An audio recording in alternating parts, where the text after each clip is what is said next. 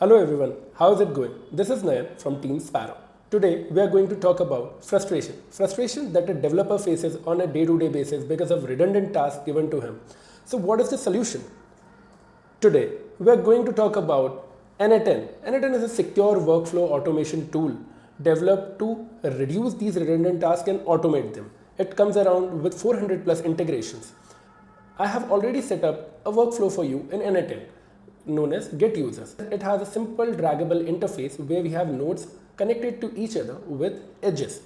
In this simple workflow, we can initiate it by clicking on the test workflow button. Afterwards, it will invoke an HTTP API request and then it will do some code manipulations.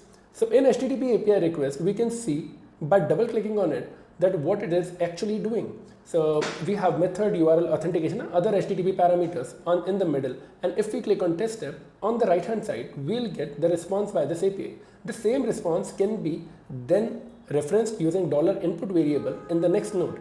We have simply made a JavaScript function that will loop over the complete response and then set the email to an empty string. Now when you will hit the test step button, you can see that the response remains unchanged, only the emails become empty. This is how automation is done using n8n.